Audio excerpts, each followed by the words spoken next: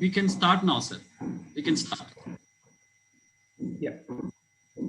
Thank you, Min and Rajesh, for inviting us. Without losing much time, I'll start with the presentation because there are two more speakers, and I tend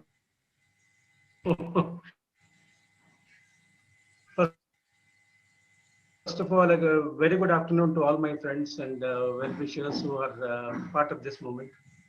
I would like to present that AME's experiences in three dimensions. One is field experiences, knowledge sharing and knowledge management, a humble account. I want to repeat, a humble account.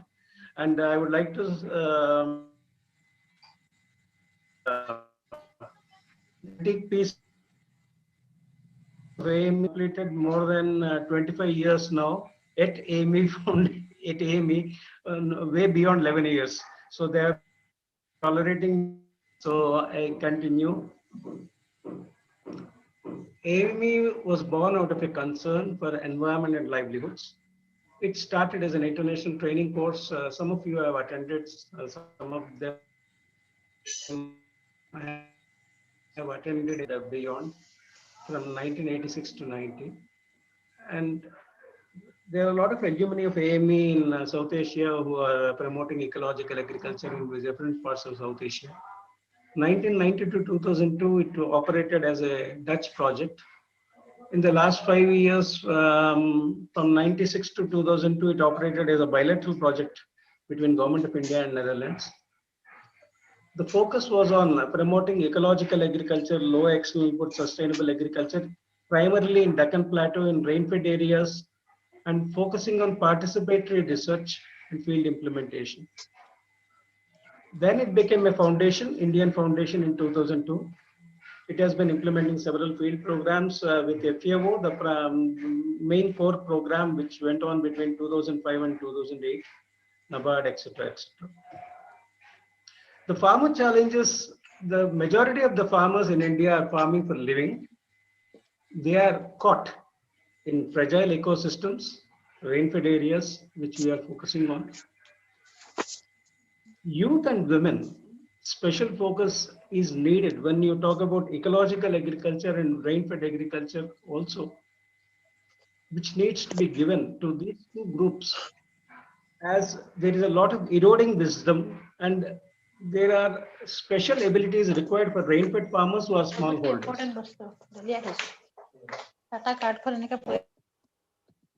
And then the challenges, some of us know it, context, huge inequities, indicators show that.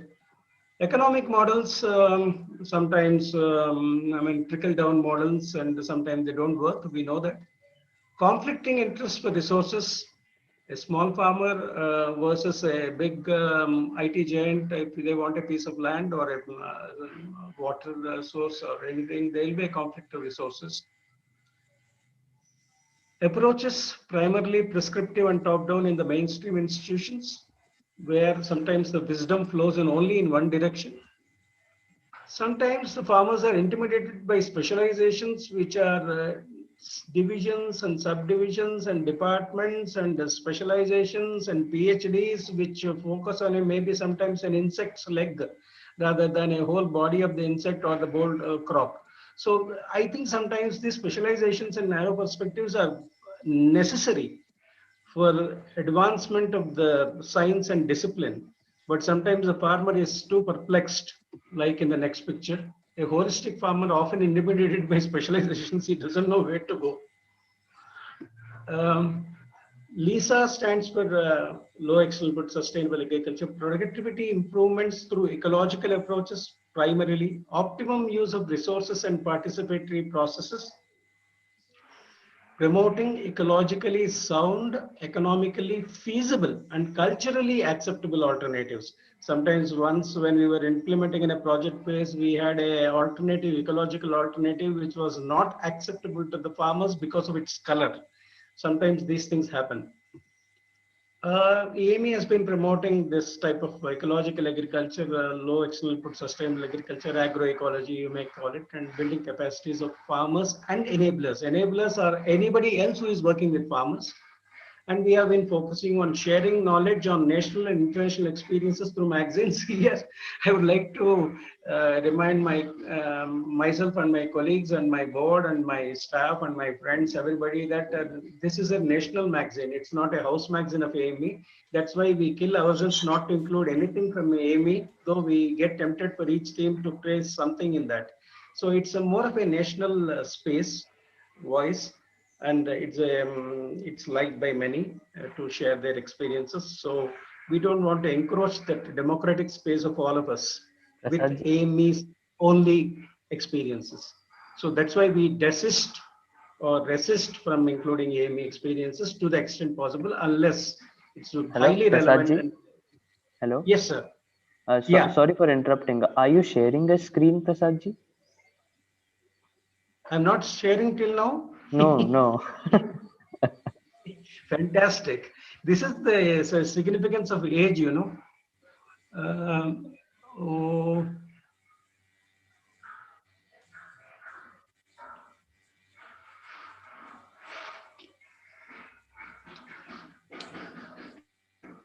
um,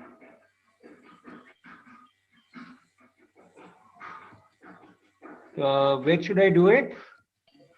In your Zoom window, there must be a button in the bottom called share screen, green colored arrow button. Yes, it is there. Yes. You click on And, it and you share the screen. yeah. Here. Now Yes. you are able to see. Yes.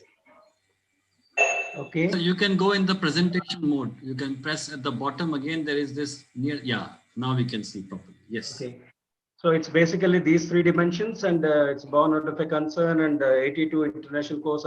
You heard it.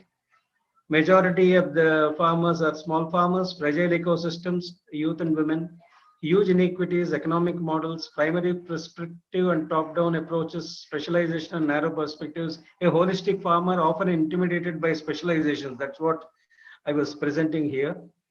And then LISA is productivity improvements through ecological approaches, optimum use of resources and participatory processes, promoting ecologically sound, economically feasible, and culturally acceptable alternatives.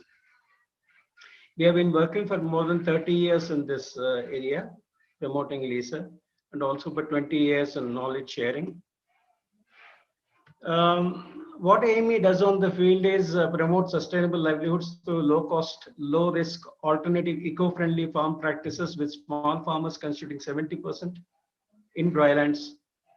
Helps people help themselves through durable learning processes like participatory technology development and farmer field schools. That is our USP.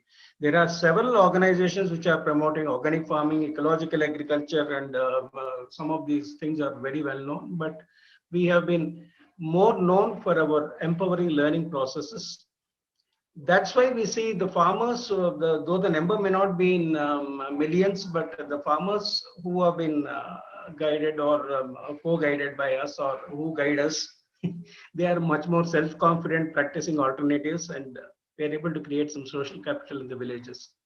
The lesson one we have learned is, this is what I want to focus on.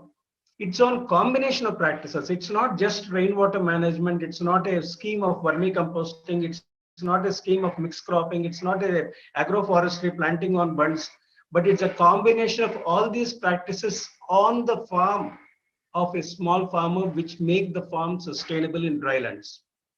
There should be greenery support. There should be mixed crops, deep rooted, shallow rooted, then legumes, cereals, as well as leaf shedding, so that, for example, leguminaceous crops shed more leaves. So rainwater management, holding the water where it falls, in situ moisture conservation, and then improving the soils through various methods and means. So all these four things, when they are put on a small farm, it becomes sustainable. Of course, we are all familiar with promoting SRI. And then small farmers with small holder farmers, the women are very active and they are part of the farm activity, unless it's like some areas like which are very close to the town where the men migrate and the women are left to manage the whole ecosystem, farming ecosystem. For example, in Dharmapuri, where we work, we see only women farmers. We have to look for men farmers there to be a part of the groups. And in Karnataka and all, it's more of men farmers and less of women farmers. So these sort of things are there. And women, when we talk about sometimes we have a gender balance in my house. I take care of all the macro policies of the government and my wife takes care of my house. So that is the gender balance in the houses also. Similarly, in the farm also, the women take care of the nutritional requirements of the family. That's why kitchen gardens are promoted. Lesson 2, besides combination of practices, we learned that diversified farms, mixed cropping, backyard poultry, small livestock, nursery raising, kitchen gardening, fodder crop to augment the main crop, trees on bunds, all these are necessary elements of a farm which has to be sustainable in rain-fed areas. Access to critical resources, household cluster level seed and fodder collectivization efforts. We have been making our eco-farmer groups move into seed collectives, and also we have made baby steps in FPOs, but more of making this seed available, because most of these millets are not easily available. So the seed collectives play a critical part, even for fodder supplementation in DST projects. Many of you have done the fodder forage projects and all those things. So they are all small elements of a sustainable integrated rain-fed farm. So this is what we mean by household and cluster level. We may not have made the whole village self-sustainable, but at the household level, at the group level, we have been making small efforts. Community sharing of resources, preparation of biologicals, facilitating collaborative partnerships for specific problems of farmers. This is where I think in the project phase between 96 and 2002, when I was also there in AME, there was a lot of back and forth linkage between research institutions, NGOs, farm groups, as well as NABARD and also banks on the same platform. We created a platform for 5 years. It's called Groundnut Working Group, where the farmer's problem was central. If anybody has solution at any level, it could be Director General of CGIAR or Director General of ICAR, or it could be a small scientist, soil scientist. If he has a solution, he is invited. Otherwise, there is no presence of anybody who is not contributing a solution to the problem to be part of the platform. So that's how a collaborative platforms would work in our opinion and in our thing, where the problem-centric, farmer field need-centric platform which tries to offer a solution to from different stakeholders. For example, some of the seed varieties by TNAU were made available to the farmers to test and see whether they work or not in the real field situations. Similarly, ICRISAT took up some research on some of the things which were working in the field. There were Dharwad, University Dharwad took up a PhD research on some of the cotton varieties, traditional cotton varieties, which seem to be working better on the farmer's field. So if the problem is clear and the solution is clearly sought, we can bring different agencies to come together to find a solution for it, not debate on the solution, but provide a solution which would be tested by the farmers, validated by in the field, and given back as a feedback to the farm, the agency which has provided that knowledge. And sometimes the knowledge coming from the field is also tested by them. So this is the thing which may not be generally discussed. So that's why I just highlighted that. Second, the third thing is the diversified cropping. We also realize that if the farmer's income cannot be doubled by a single monoculture crops, it has to be multiple enterprises and multiple crops, which can maybe improve the income to an extent which can be called double or something, sometimes not necessarily in cash terms, but in terms of the expenditures which come down, which they would have otherwise spent. on meeting those needs. So this is how our experience of Kolar case study shows. For us, for AME, I mean, all through the project phases from 90 till now, farmer at the center, farmers' well-being at the center, whether it is understanding farmers' situation through participatory rural reprisals or participatory technology development, where the problem is known, but solutions are not known. Solutions are available as options which have to be tried out or experimented on a small piece of land by the farmer. It could be a seed variety where the research institution says that this is very good, the best. The farmer says we have been growing traditional varieties. So he can try out seed trials, varietal trials on a small plot. He experiments and sees and then confirms whether it works or not in the conditions in which he is placed. And then similarly, several people do several experiments on biological. For example, the efficacy of a certain biological solution, neem-based solution, whether it works in comparison to some other thing. So they can do these experiments on a small piece of land, which will not really affect their productivity or income, and then become the farm scientist to tell this works, this doesn't work. That is participatory technology development. In farmer field schools, I'll be showing more pictures than talking about it. For example, the farmer fields, in the farmer field school approach, the farmers, the spirit of observation is rekindled, not in individual, but as a groups. They observe as groups, they learn as groups, they observe the ecosystem, what is happening to it, they mark it, note it, and take decisions and try out alternatives like the PTD method, and then see what are the changes happening on the collaborative plot of a farmer, where a farmer can say that this part of the land you can do your school, farmer field school. Around 20 farmers assemble on that field. Right from the land preparation till harvest, post-harvest operation, they are on the field assembling every 15 days and seeing what is happening to the crop ecosystem, the height of the plant, every measurement they do, and biological, vegetative, as well as the reproductive stages, they measure and they learn by themselves and share it with each other. They also learn through games. They also create an insect zoo to see which is a predator, which is a pest, what is eating what, is it creating harm to the grain or the productivity of the crop, or is it doing benefit to the, so these, some of these experiments they do together.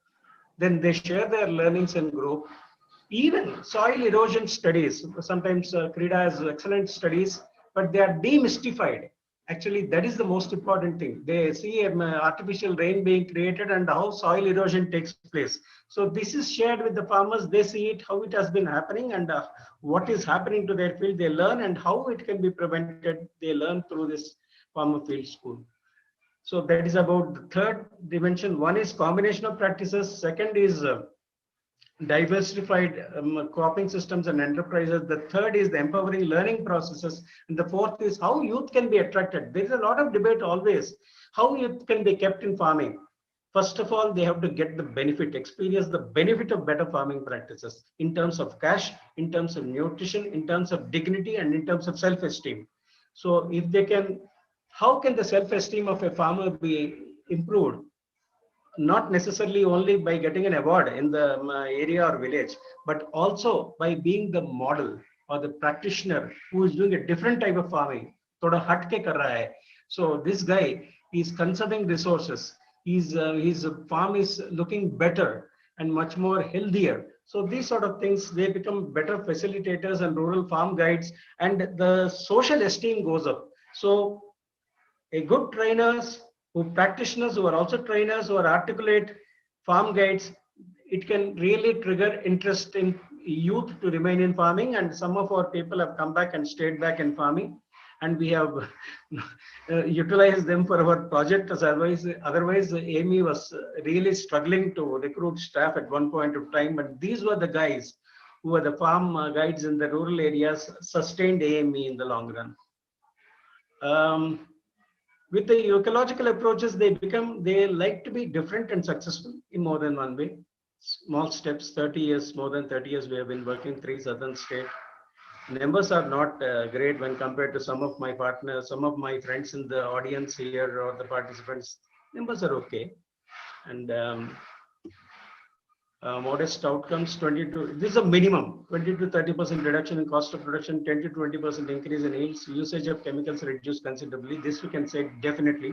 More than 20,000 farmers guided to practice. All these are all modest figures, because I'm always scared to give even one figure more than what we have actually seen in a database and available. And knowledge sharing, Lisa India, many of you are familiar in English and several languages. Some of our, YRA is our partner in Marathi. His edition is also there. And Keti Virasat Mission is the Punjabi edition is by Keti Virasat Mission. Lisa Network Tamil Nadu is bringing the Tamil edition. These are translations of the original, and Oriya, again, Orissa is doing it. So our consortium partners are much more into the agroecological movement. And so it's just like a hobby. They are doing this magazine along with us. And we are all one movement and one mind people. We have not much of, we don't debate also, we agree very easily, and we, because we speak the same language. So very often we are working on this together. Knowledge management, yes, AME, besides producing the magazine, it's also well known for its articles, books, papers, manuals, cases, and others, communication products and all. I didn't want to dump all those things on this presentation, but there is a effort behind it, which we also did with the other partners and friends. Lisa India partners in all over the country, Gorakhpur Environmental Action Group. We did with Myrada, we did with VIFE.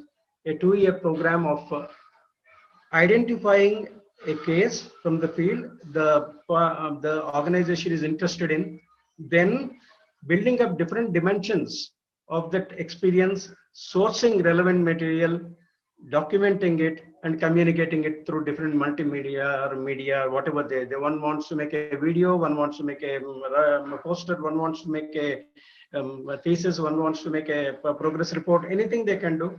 But the program was looking at one experience which they desperately wanted to bring it into public domain. That's how the 2-year program was run. And many of them became better documentation people than AME Foundation. That is one thing which is there. GIAG is much more prolific now than AME Foundation. And we also did knowledge management with civil societies. Here I was working earlier in BHEL for 10 years and Administrative Staff College for 6 years as a faculty. So on the knowledge management, myself and Radha, we tried to bring in the elements of organizational behavior, which is centered around organizational learning. If you call an organization learning organization, it should display certain characteristics and behavior.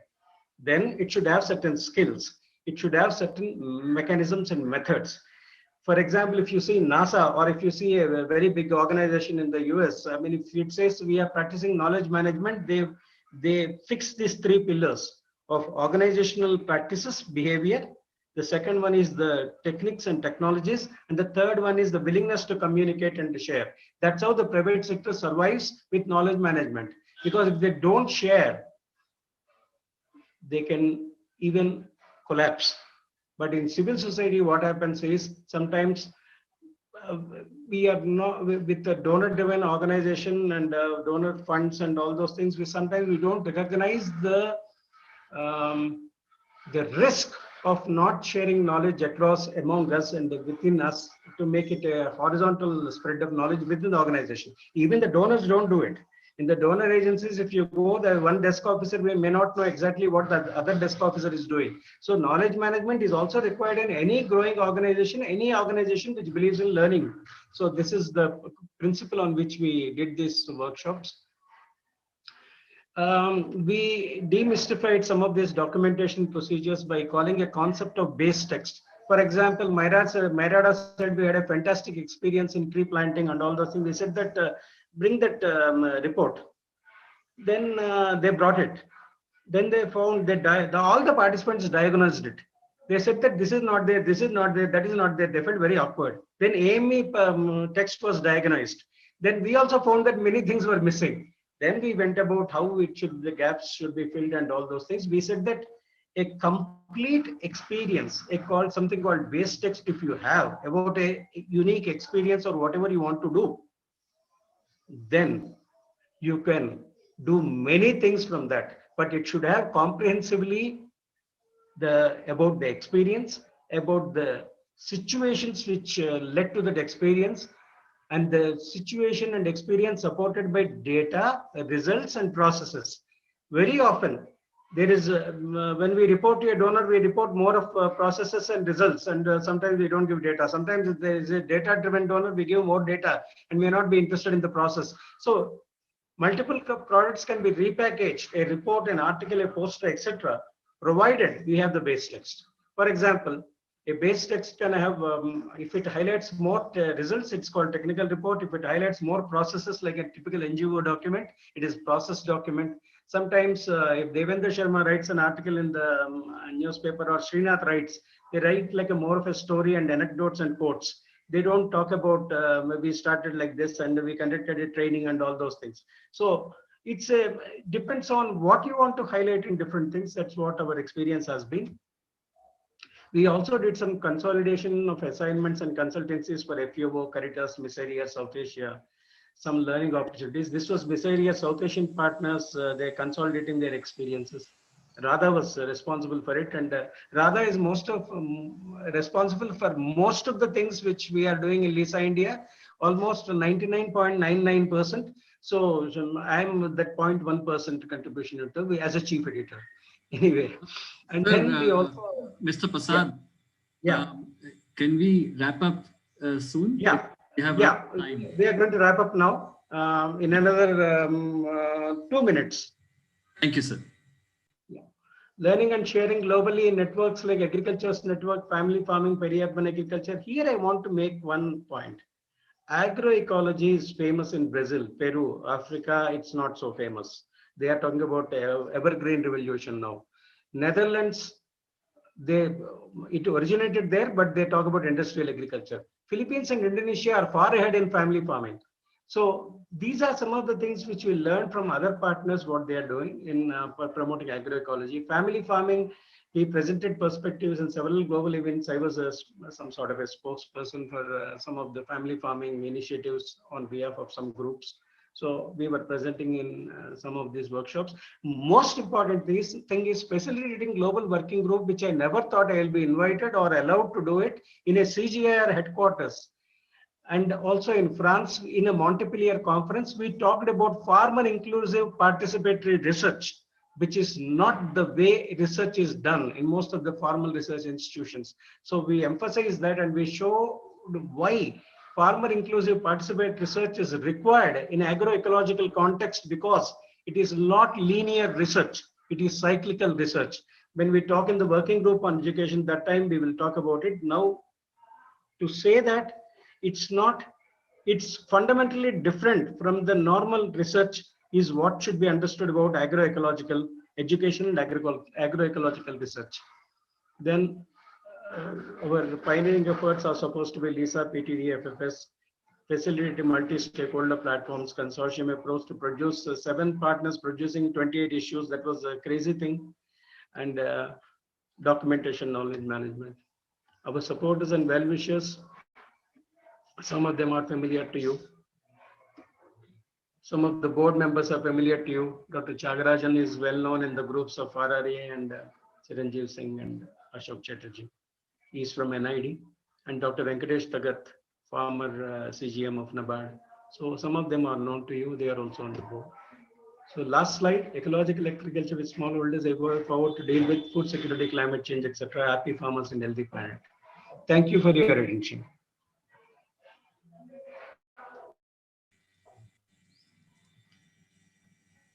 Thank you, Mr. Prasad. Are there any specific questions from anyone, Mr. Prasad, that they would like to ask right now?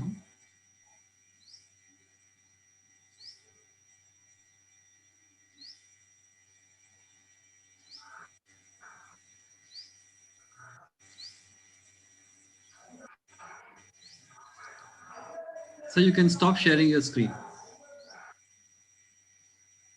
Okay, sir. Thank you so much. I will move on to the next presenter.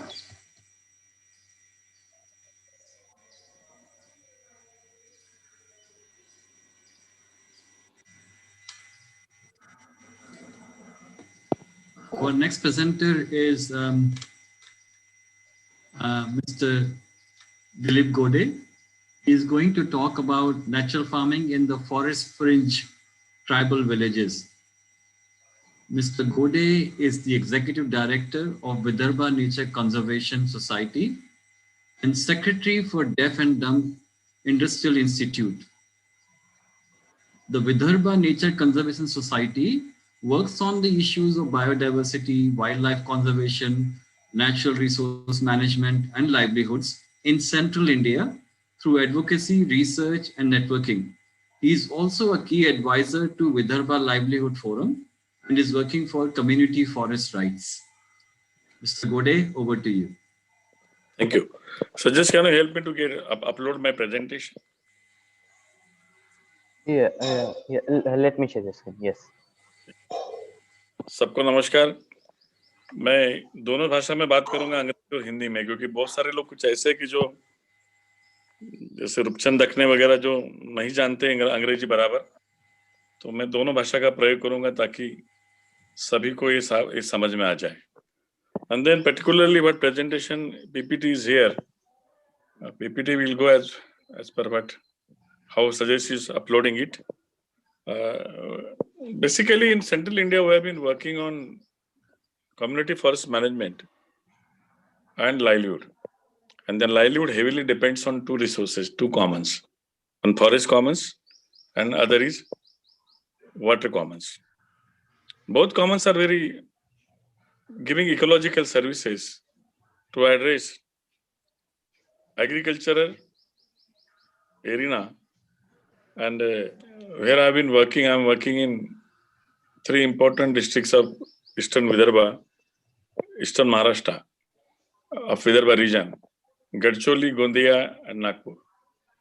Most of the agriculture practitioners, they grow rice and some pulses in Rabi season.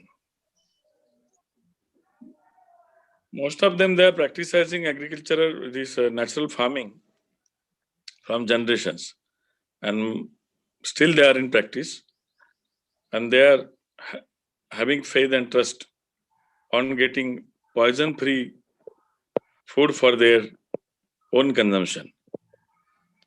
That heavily depends on forest resources by collecting vegetables, other products, then tubers, medicinal plants. In this area, landholding is very marginal, like half acre or 1.5 acre or maximum 2 acres. And then it's a rain-fed area. Sometimes that if the climatic conditions go worst, it becomes adverse, they have to incur heavy losses in agriculture. And then that's why they are simultaneously depends on forest ecosystem to address their livelihood substantially by collection of minor forest produce and collection of their food items from the forest resources. ये सजेश बराबर presentation बराबर है सजेश? दिलीप जी आपको मेरे को बताना पड़ेगा next. ठीक है या they have relationship as well as they have conflicts also. When they go in a collection of forest resources for their livelihood, because there is a ownership conflict, and then because of this Forest Right Act enacted in 2006 and then thereby rule in 2008, they have got ownership rights. They can establish their ownership rights on two resources, one forest commons and other is water commons. Because of the importance of both the resources in providing ecological services that to support to agriculture in a greater way. Community and particularly those who are having a lead role, they identified role of forest as a watershed, that is addressing recharging groundwater as well as providing surface water that to support to irrigate agriculture, and whatever rainwater harvesting will be made available, that will be used for agriculture purpose in both the seasons, Kharif season and Rabi season. Maximum practitioners, they engage in cultivating paddy, and paddy requires water. So they know the importance of water also, and then they are also involved in harvesting this rainwater and making judicious use of water resources. You might have been heard about agricultural farmer suicide in Vidarbha. Vidarbha is known for that. But maximum farmer suicide happen in other parts of Vidarbha, particularly that part is known as Berar. And the part which we have been working, that's the central province, Madhya Prant.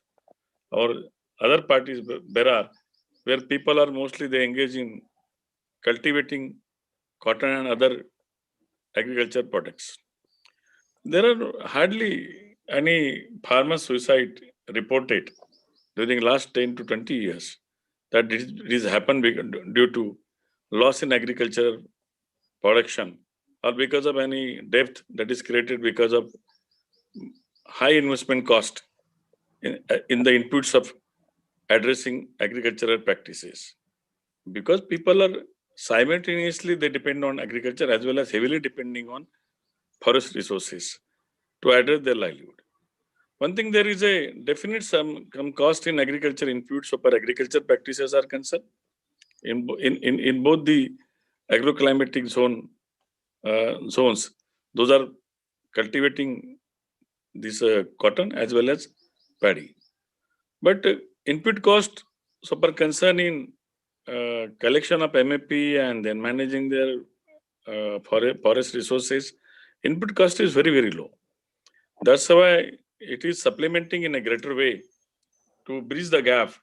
If anything goes wrong in agriculture productivity, that will be well compensated in getting those field and getting those bridge by through MAP collection.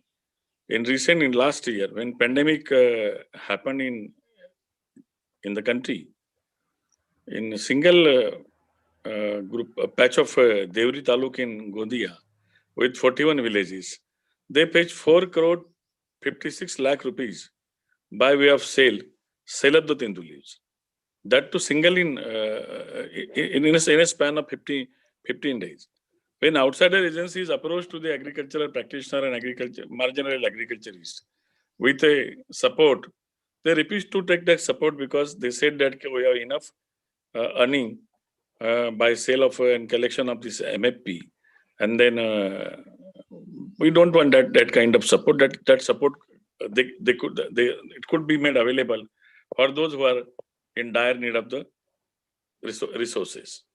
So with this background, we have decided to work on managing both the resources, forest resource, forest commons, water commons, and clubbing this with agriculture practices. And also we have identified some conflict areas where forest is conflicting with agricultural practices because most of the area they are considering as a watershed, and it's a practice and it's a consideration. If water is a watershed to be properly managed with protection and conservation practices, and if forest is properly managed with that prescription approach, particularly conservation oriented management of the forest, it would definitely address recharging of the ground, storage of harvesting of rainwater. We have desilted around identified 90 tanks in one taluk of Devri, and desilted 29 community tanks. Those are called as ex-proprietary tank, because most of the tanks were constructed some 100 or 150 years back and under control of the community till 1960. Then after abolition of these expropriatory rights, those tanks were given in the control of Jila Panchayats and Panchayat Samiti for the management. Because of this Forest Right Act, there is a good provision to recognize rights of the community people on these water resources also. And then most of the tanks where we have been working, those are recognized as a property of village general body, that is called Gram Sabha. And then people started managing forest resource that to address to watershed, and then water harvesting bodies like water tanks. And then there's a third very major component, that's a paddy field. We have done land leveling of the paddy fields. In जैसे हिंदी में मजगी बोलते हैं, bunding कहते हैं. Because of all work, we have carried out this work in around 25 villages, spending 9.6 crore, and then results are excellent. Almost water storages have gone double, and then a village called Damditola, where water level was up to below 150 feet in the month of May. Now water level is hardly up to 50 feet, and that is the indication how groundwater is recharged because of the harvesting of the rainwater, and the entire resources are used for these agricultural practices. So this agroecological practices, natural farming with this aspect to address ecological service giving resources of the forest and water.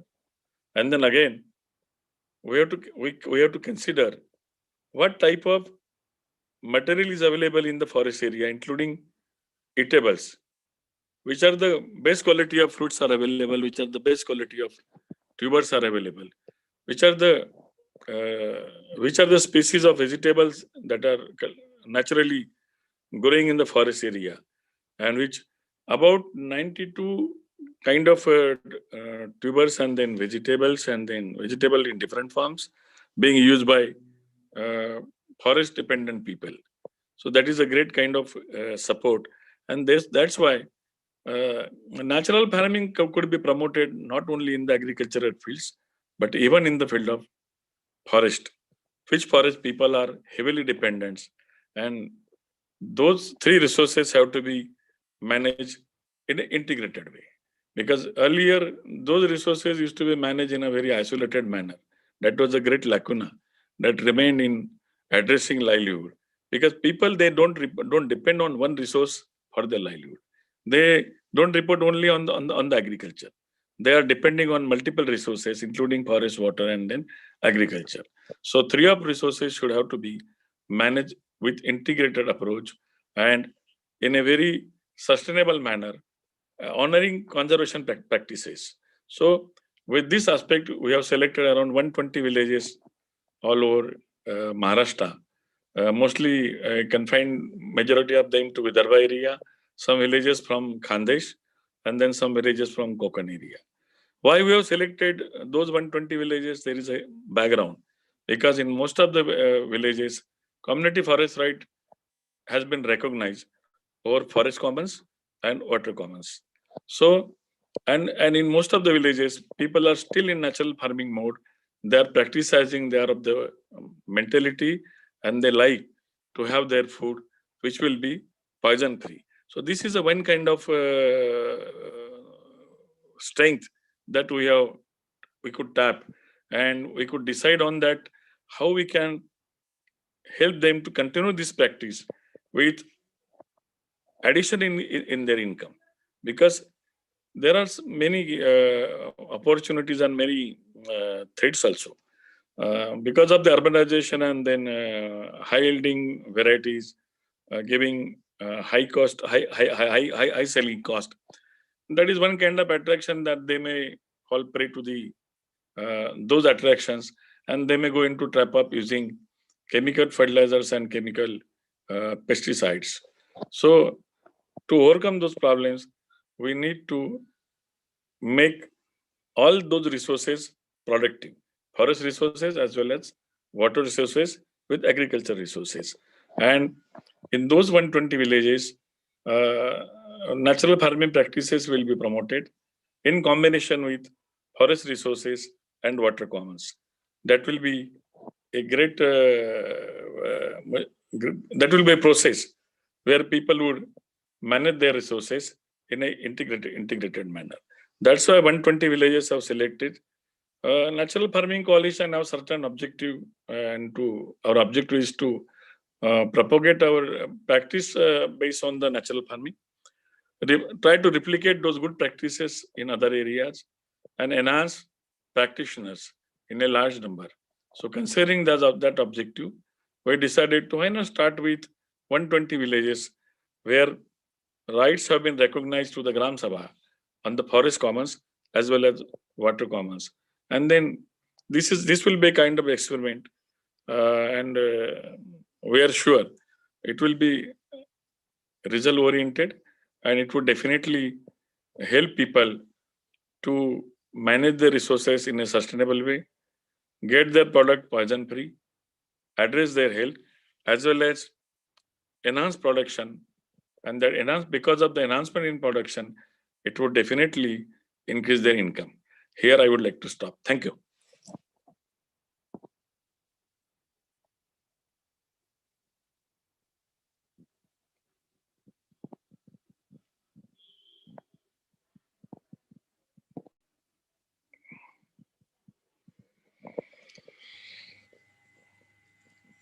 Dilip ji, thank you so much for this very interesting, insightful presentation.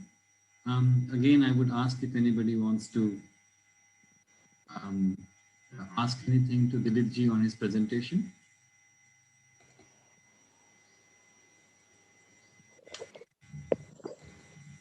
Okay. So we'll move on to the third and the final presentation of today. And for that, we have from Pradhan, Ms. Parijat Ghosh and Mr. Dibyendu Chaudhary, who will talk about adaptive skilling and action research. Dibyendu Chaudhary ji works in research and advocacy unit at Pradhan. A geologist by education, Dibyendu has spent more than 22 years mobilizing people from indigenous communities in the Central Indian Plateau and has helped them strengthen their livelihoods. He specializes in human resources development, monitoring, evaluation, learning, integrated natural resource management, and microfinance. Parijat Ghosh is a development practitioner who has been working with Pradhan for more than 14 years. She has worked in Jharkhand for 5 years and has mobilized women in small groups to help them take up activities such as savings and credit, reeling and spinning of tasar yarn, agriculture, etc. She has also worked with Pradhan's Human Resource Development Unit, where she anchored the development apprenticeship program. Parijit is based in Delhi and is currently working with Pradhan's education initiative to establish development practice as a discipline. Currently, both are working in the research and advocacy wing of Pradhan. Adaptive skilling through action research is one of their research projects, which aims at understanding the process of agrarian de-skilling in Adivasi context in the Central Indian Plateau, and coming up with a process of adaptive skilling, reskilling for sustainable intensification. This is a joint action research by Pradhan, Azim Premji University, and researchers from 3 MP and Jharkhand. Over to you both. Thank you. Thank you so much. Thank you so much. So Parijat and I will be presenting a small PPT, and we'll try to finish our what we want to say within say 10 to 15 minutes, and then we'll expect that people will ask questions and we'll get an opportunity to interact with everyone. So can I share the screen? Sure. Yeah. Just a minute.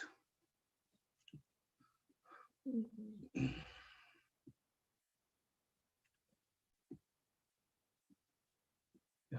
Is it visible? Hello? Yes, Yes. it is visible. Yes. Thank you. Thank you. So, as was introduced by Rajesh, I think, this is a presentation on adaptive skilling through action research, and in short, we call it ASAR. And there is a little bit of history how this began. Um, Azim Premji University and Pradhan was having a short course on development perspective. So it was for Pradhanites, and Azim Premji University was organizing this.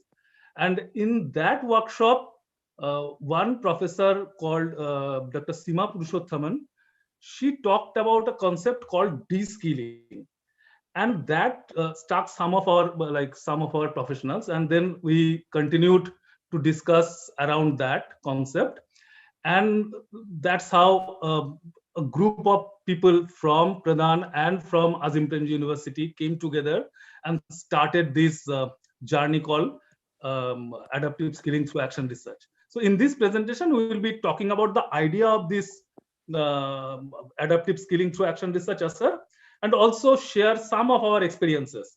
We'll not go into details of like technical details of what kind of things are used and all those things.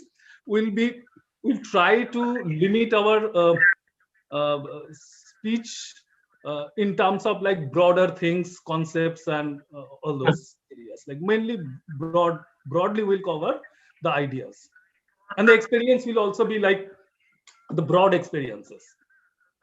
Hello. Yeah, can you mute that person? Yeah, thank you. So, so let me start with the idea of de-skilling. There's a person called Harry Braverman. He was a political economist, you can say, from USA. In 1974, he wrote a book.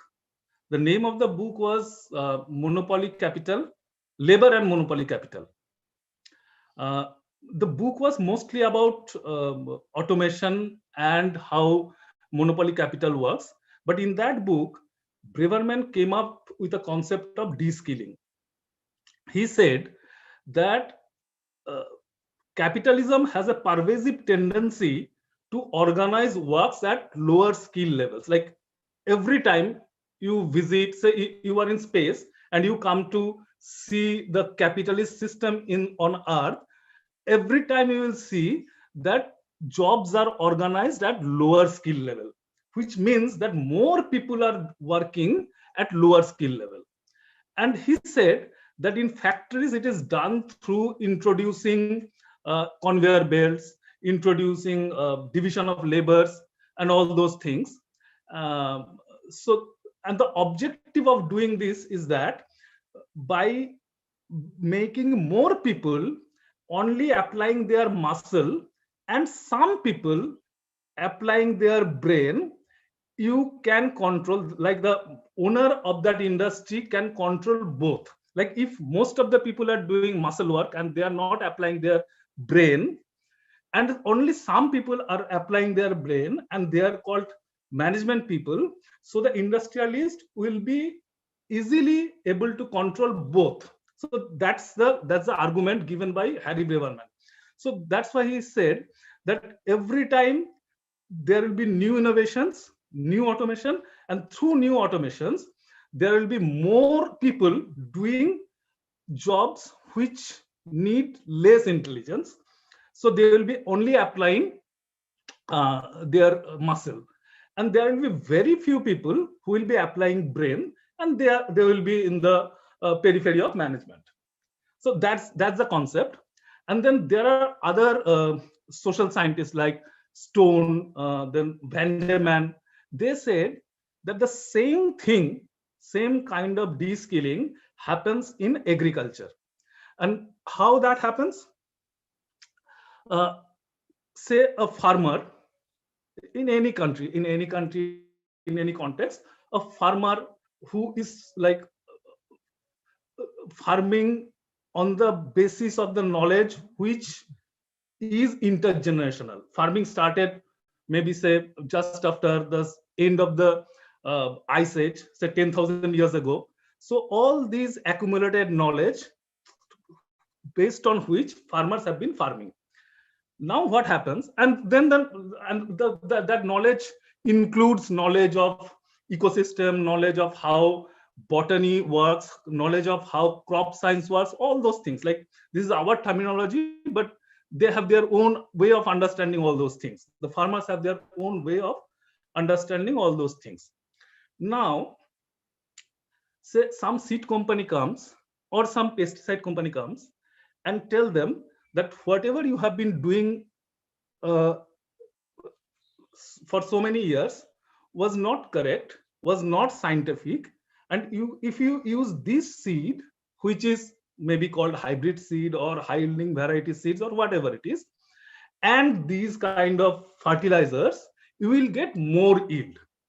So farmer, by all this pressure from the companies, from extension workers, from people like us, even the NGOs 30 years ago, probably I have been doing the same things. So by getting pressurized by those, they started adopting those practices, adopting so-called chemical-based agriculture. Now, this chemical-based agriculture has so many impacts, like environmental hazards and all those things. Like people who have been talking about de-skilling, they are saying that this chemical-based agriculture is one of the main reason of de-skilling of farmers. How? What is happening now? The kind of knowledge they have been using, the farmers have been using for generations, now this knowledge is no more required. Everything is written on the label of the packet, on the seed packets or on the pesticide packets or on the fertilizers. Like you have to give these kind of doses, you have to give these kind of things, and even if it is not written, somebody will come to you in the form of NGO or in the form of like extension workers, and they will tell you follow this package of practice. So the package of practice, what is to be done, is being decided by somebody else, and the farmers only need to put their muscle to do agriculture. So that's the concept. So Vandeman and Stone and all these people, they started saying that de-skilling in agriculture started from chemical farming, because all the knowledge, all the skill part, knowledge and skill part, skill not in a sense of doing things, mechanical doing things, but skill in a sense of how intergenerationally things have been accumulated, like the knowledge and all these things have been generated. So all these things are going to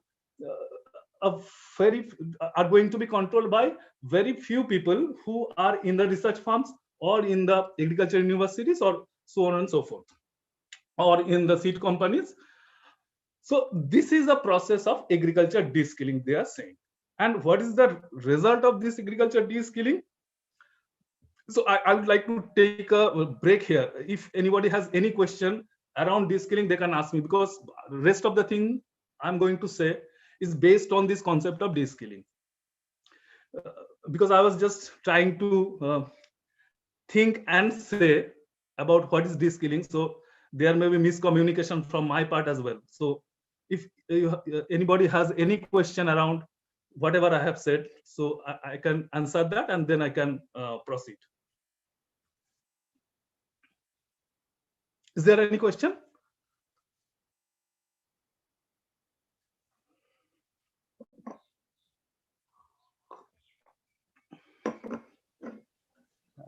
I don't think so, Dipendra. Yeah, I don't think so.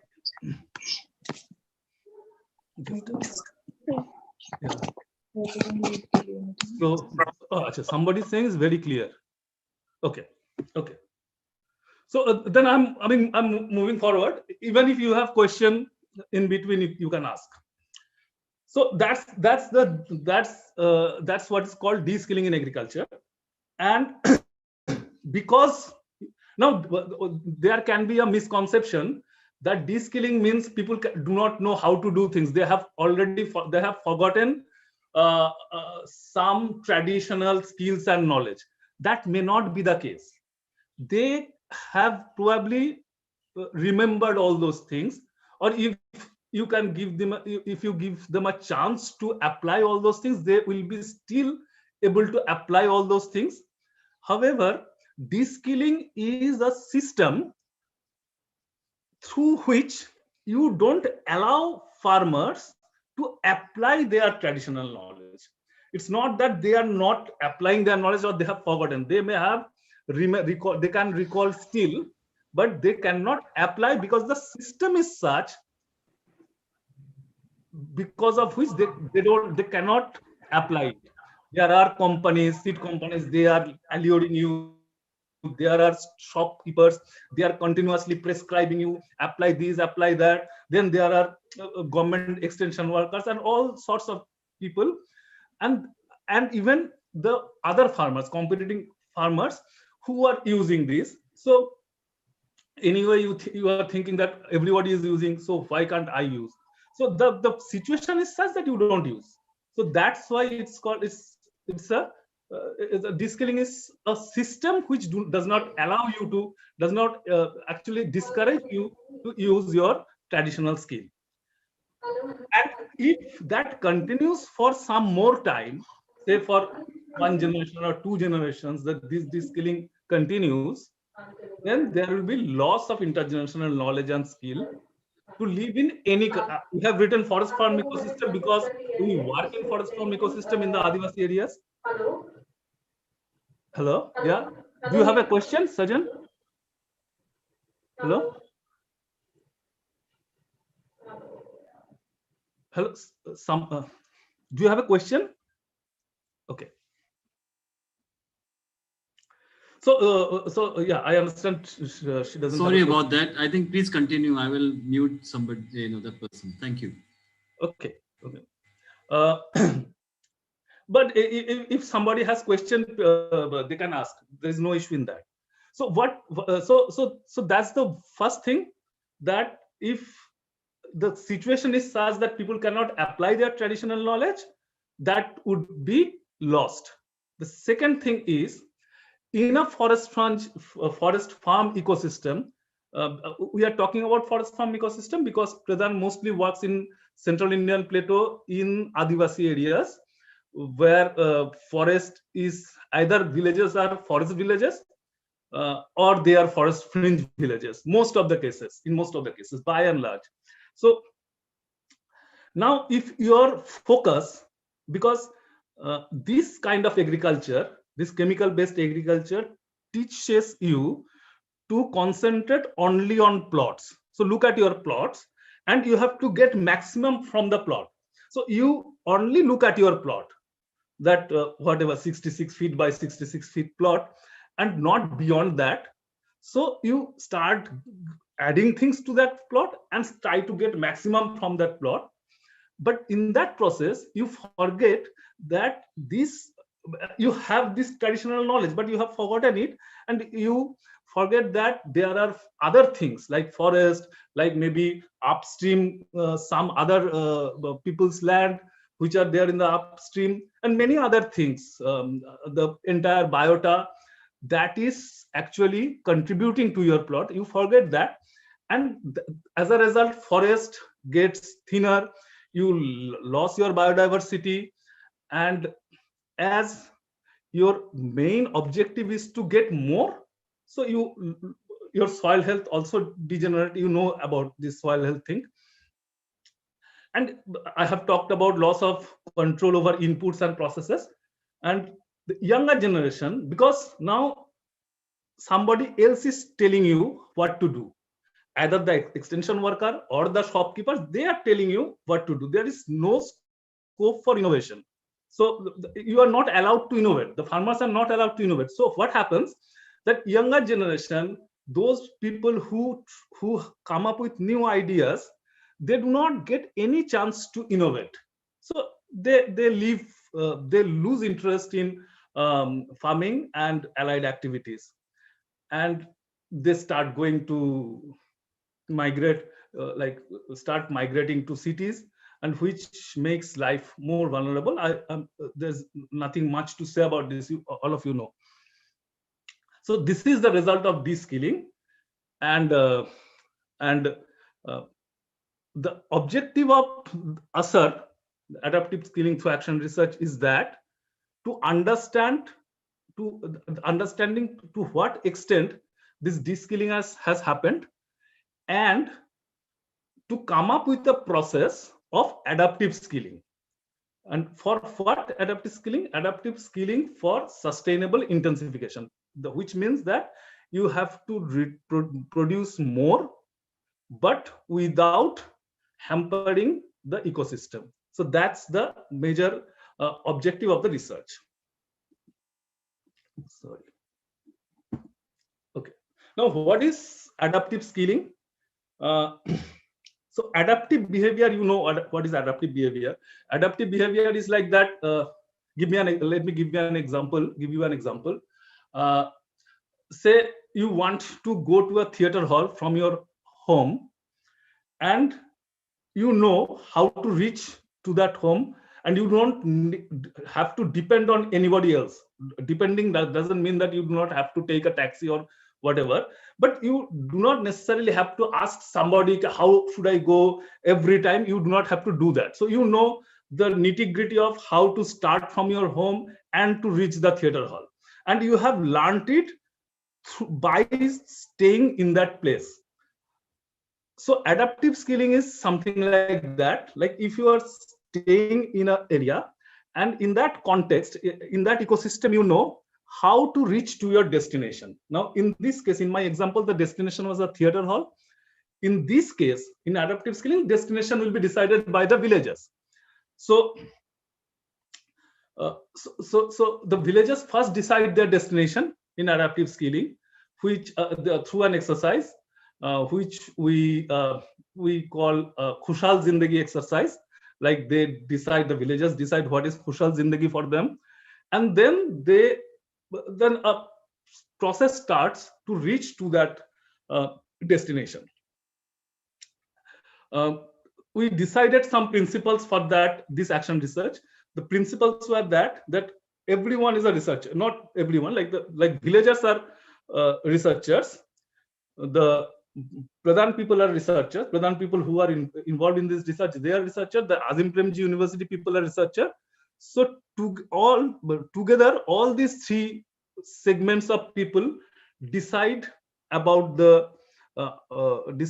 what is to be done. They will together experiment and develop context-specific solution. This was the first principle. The second principle is it has to be systemic. Any intervention has to be systemic. Systemic means you cannot only look at a plot.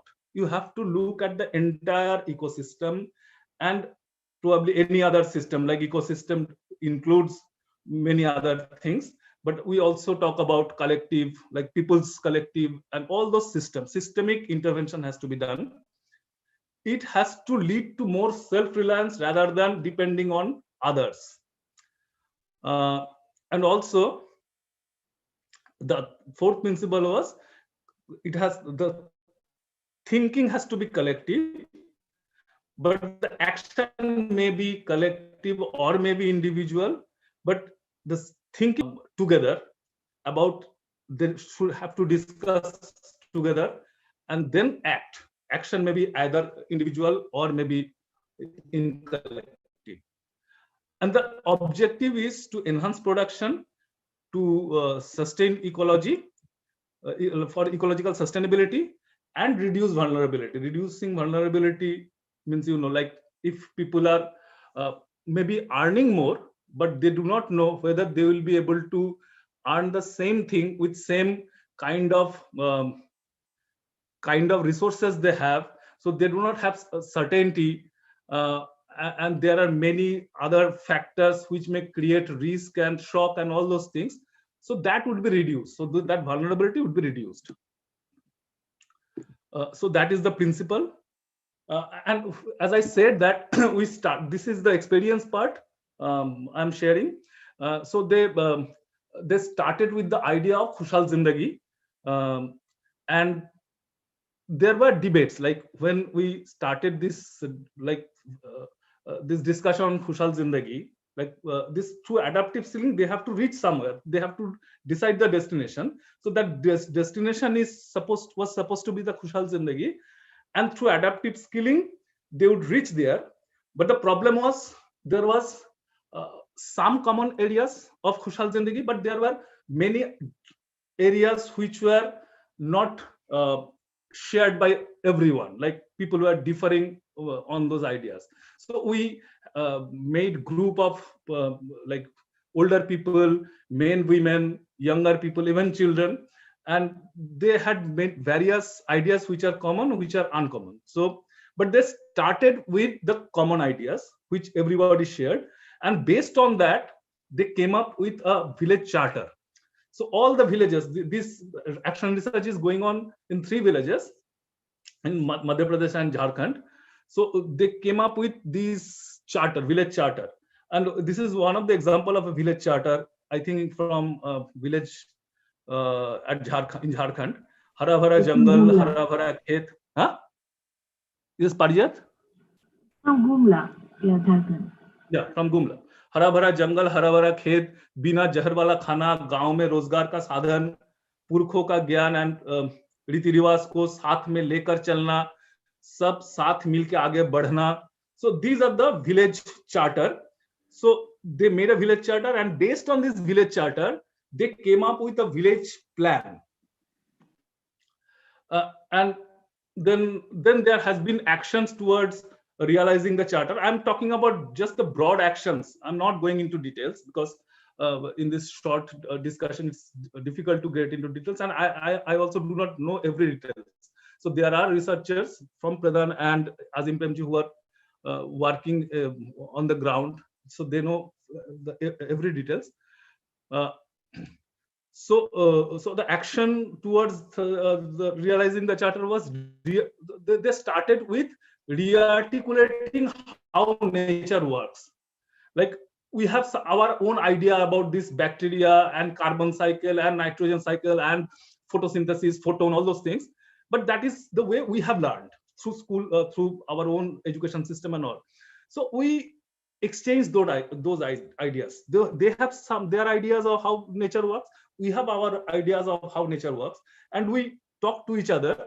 We means the villagers, the Azim Premji University and Pradhan, and we came up with a shared understanding of how nature works, which maybe language was different, but we actually ended up talking about the same thing. And then that was the first step, how we re-articulated how nature works. And then we said that we agreed that there was some intergenerational knowledge on the ecosystem. Here we have written forest farm system, but it's in general it can be said as ecosystem.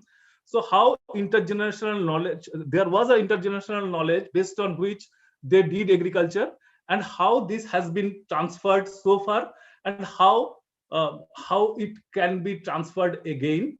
So we arranged guided tour in the forest. So small children were accompanied by the older people. They taught them, and then they helped them to come up with a biodiversity register in all these 3 villages. Biodiversity register, you know, probably, like what are the species, what is there in daily life of the Adivasis from the forest. And in all these 3 villages they made ethnomedicine register as well. Am I audible? Was I audible? Yes, you are audible. Yes, yes, yes. I just got a message that my internet was not stable. Okay, so that was the first step. That this was the second step.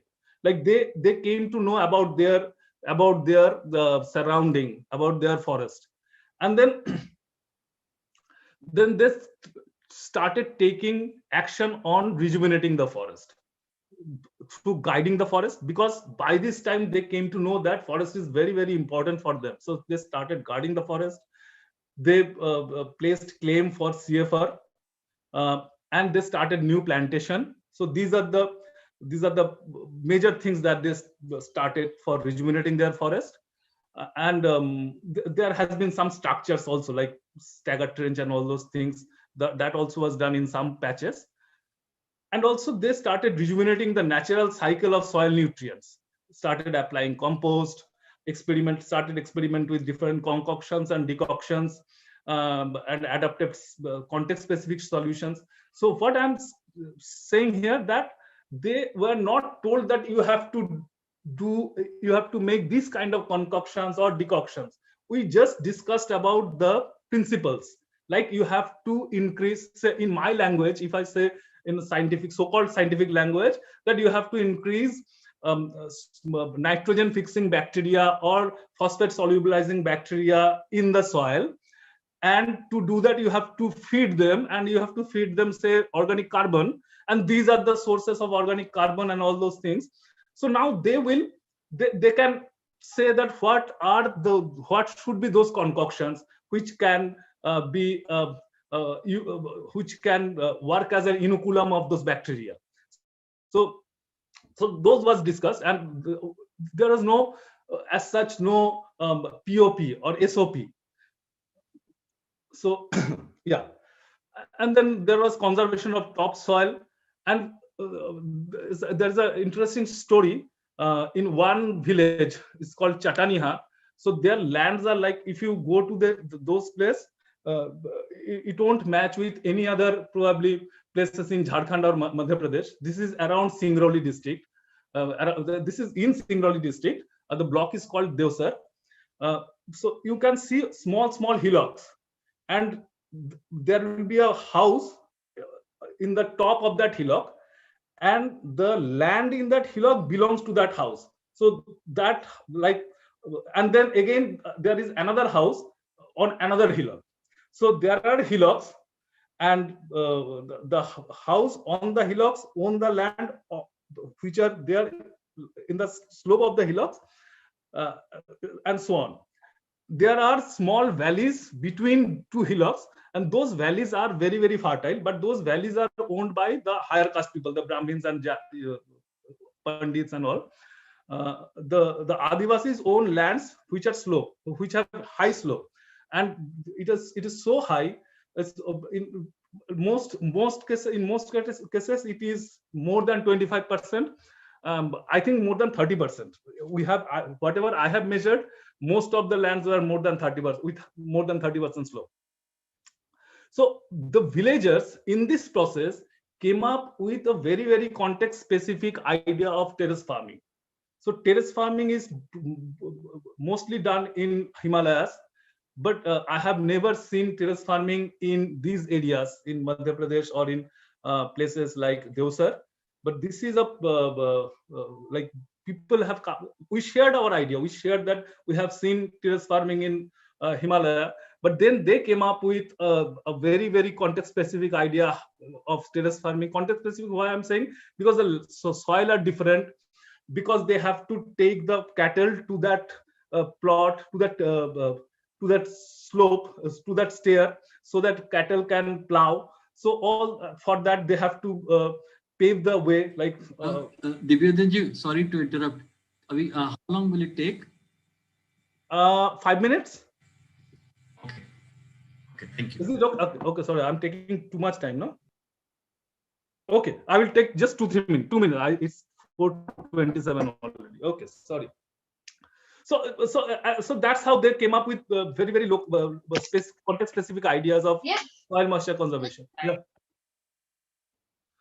And then they started using locally available inputs for farming and crop protection. So they also talked about collective action in terms of labor sharing and all.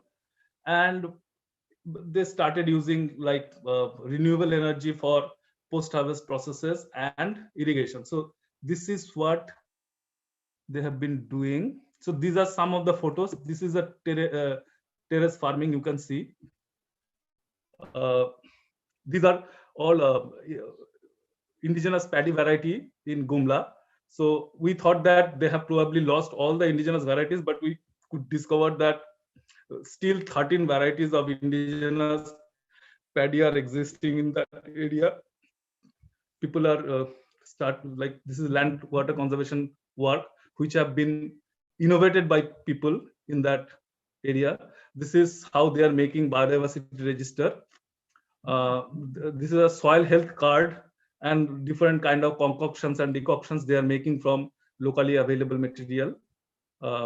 This is their Khushal Zindagi exercise and preparation of village charter. This is many publications on this concept. Thank you so much. I will stop here.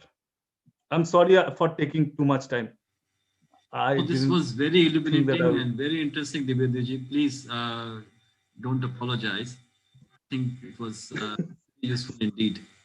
I will now ask if there are any questions from anyone.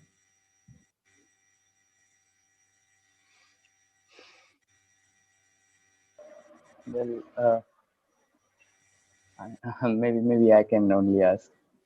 Just go ahead, please. Maybe I'll ask this to Parijat specifically because she has not spoken on this concept much, but everyone can answer this. But the consciousness of farmers being able to be researchers or the decentralization of knowledge and skills, it sounds nice, but how to structure this philosophy to scale this throughout throughout a bigger area? This has been, thank you, Sajesh, for asking me. This has been a constant struggle for us as well. And Sir, madam, can you speak a little louder because we are not hello? able... Hello? Yeah. Can you hear me now? Yeah. Little louder, please. Hello? Yes. This has been a constant struggle because the way we are, we generally tend to think that we know it and prescribe things. That's how we have been working so far. But here we also have to remind all the time ourselves that we are together in this journey, and that has been a constant struggle. It still is. However, through this constant process of feedback among each other and the regular researchers meeting, when I say researchers, I include everyone from us from Pradhan and the villagers and people from Azim Premji University. We consciously try to take all the inputs with equal gravity. For example, there are examples where the realization came from the villagers and we thought it was a really important insight. For example, Dibyendu was talking about terrace farming. They listed down, we know it happens in the Himalayas and there must be principles based on civil engineering and other important aspects of the structure. But they came up with their own issues. For example, they need to have the there and their soils are of particular quality and so on and so forth. They listed at least 5-10 things and they came up with solutions and as a part of, I mean, the research team, they are coming up with things and we are also trying to get new knowledge. We also try to find out if that is feasible or not. And we, in most of the cases, we could find that whatever they are saying from their experience, there is a scientific basis of that. So that's how we kind of exchanged our experience and knowledge. And it's going on like that. There is no specific kind of steps in that.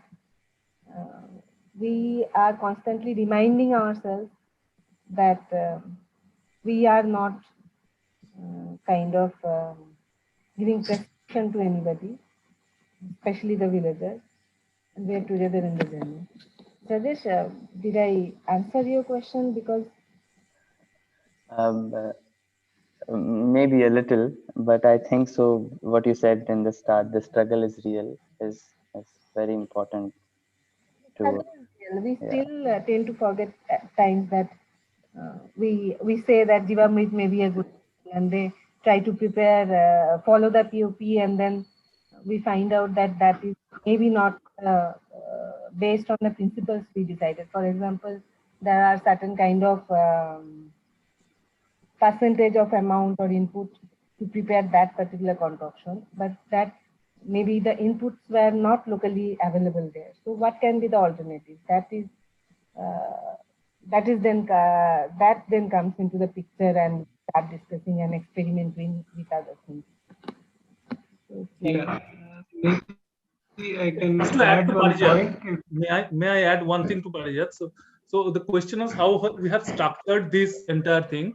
So we have, like, in all the villages there are 5 to 10 village researcher. So we call it Adhyan group. So they are yeah, it's mostly around 10 to 12. 5 is no. Yeah. All the villages is 10 to 12. Yeah, 10 to 12 village researchers. We call it Adhyan group. So any discussion starts there. So they are the probably a unit which generates knowledge and disseminate knowledge. And so that's how the entire thing is structured from a research perspective. And then we have all those small SHGs in all these 3 villages, and the SHG didis and the dadas from that family they sit together, and the researchers and like village researcher and Pradhan and APU go there and discuss things. So that's how the community institution structure works. Yeah, asking some question, and before that probably there are some more questions. One was about whether we encounter myth and unscientific truth. So that's a very good question. See, I am a science student. Parijat is also an engineer. I am a geologist. So our background is science, but we learned from this unscientific action research is that you have to first believe in what people are experiencing. So that's what we have learned from Seema and Sheetal. They are from Azim Premji University. So they taught us that you have to first believe in what people are saying. Do not mistrust. Do not say, discard what they are saying. So for example, villagers of one of the village, probably Jana, they said that if they use some kind of different material for seed preservation, there will be more, like they will get more germination, like more seed will germinate when they will use these as a seed. So in science there is no explanation of why that kind of bag, like jute bag or jute rope, will give more germination than a plastic bag or plastic rope. But we started believing on that, and we made it, and we gave it a shape of an experiment. And then villagers are experimenting on both these things this year. Let us see what happens. If things happen, then it is the duty of the agriculture researcher to find what is scientific or unscientific about that. But we started believing in what they are saying and started experimenting on those. So that is some kind of like change within us, I can say. Yeah, Prasad, please.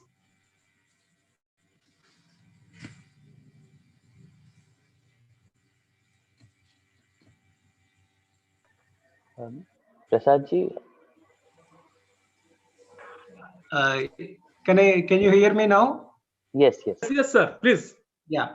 One aspect to supplement my Pradhan friends, I'm adding that we have to recognize alternative knowledge systems as existing.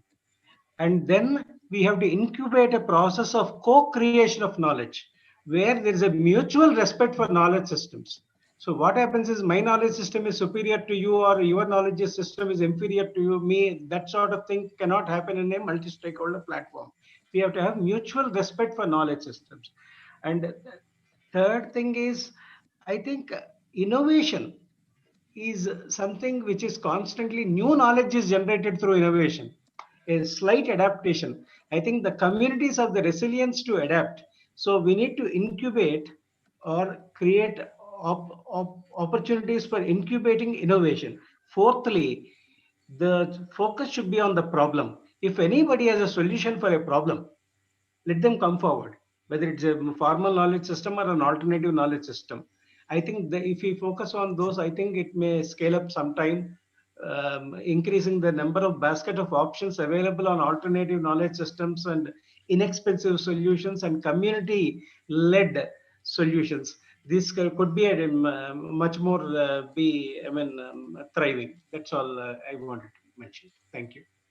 Totally agree. Totally agree, I Dr. want to Prasad. mention Totally. one thing, that when we say scale up, we generally understand our notion is that scaling up means taking a kind of prototype to other places as well and do it exactly how it is. But in this way, this action research, my learning is that it is not possible to scale up based on any one prototype, because in all 3 villages they came up with their own problem and they decided their village charter, and the pathways are different from each other. We cannot say that this is the other path way. Apart from the fact that they are, the way Dibyendu described, that they define their Khushhal Zindagi and village charter, and based on that the experimentation sessions were designed. So there is no prototype to scale up in a large scale, so-called. The prototype may be that this is the way. So that this part I wanted to kind of highlight when we say scale up.